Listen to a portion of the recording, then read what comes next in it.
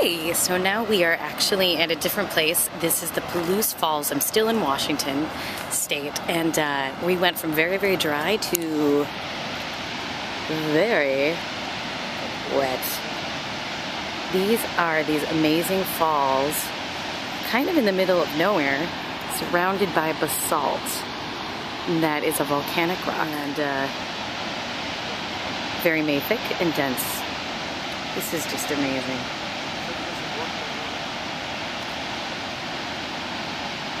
There's a little rainbow. You can see the basalt goes for a while.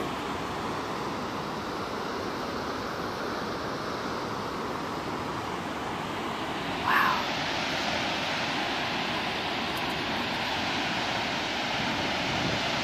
It's beautiful.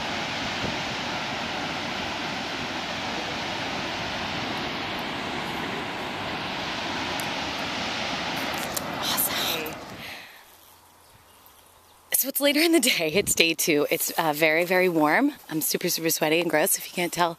But we found this really amazing outcrop, and it shows just incredible changes that happened here. And these changes were due to flooding from the Missoula lake, which we are going to actually end up going to. And so there was massive floods, and various sediments were deposited. Where the sediments are biggest, the water was flowing faster. Obviously, where it's smaller, it wasn't flowing as fast, but each layer represents a time. And you can see a big hunk of rock right there. That water was moving pretty fast. Because the faster water moves, the more heavier the stuff it can move. So now we're going to go look at another part of the outcrop. It goes on for a while.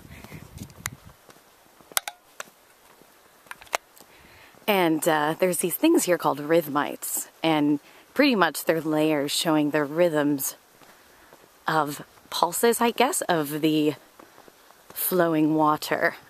I'm learning a lot right now. There's a lot I don't know, and I'm trying to keep up with everybody, so I am learning, and it's really, really, really, really cool. So in a lot of these areas you can see bedding or cross bedding, which is when you can see the different layers that were deposited from the water. And you have to remember, guys, weathering is the breakdown, erosion is the movement, deposition, drop it off. So these were all deposited. This is all the drop off. And the cool thing is, there's all these little holes, and a bunch of birds are living in there. They've been flying out here and there, saying hello. And right here in the middle, it's kind of cool. It's like a gravel dike. I guess it's coming from the bottom layer. And you can see down here, it's way more coarse. And then not as coarse. But each little line represents a time period of flooding.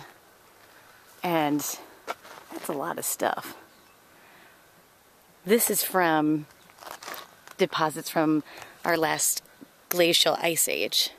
And I'm going to be learning more about how this happened. But it was a great flood, the Missoula flood, that caused all this to happen. And it's a pretty awesome outcrop. It's really cool, and they're really excited about it too, and so it's neat to learn about. Anyway, it's been a good day, day 2.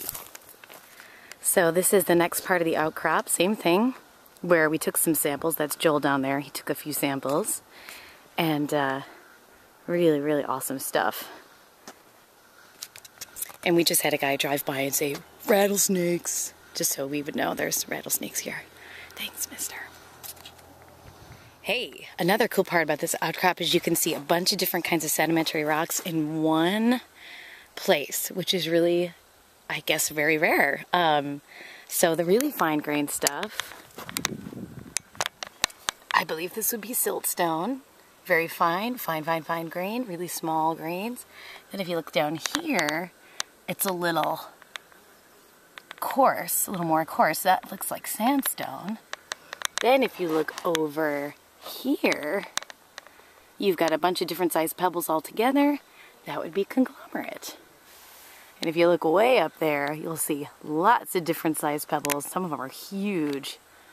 And that would be conglomerate as well. It also has lots of fragmented pieces, so it could be considered breccia.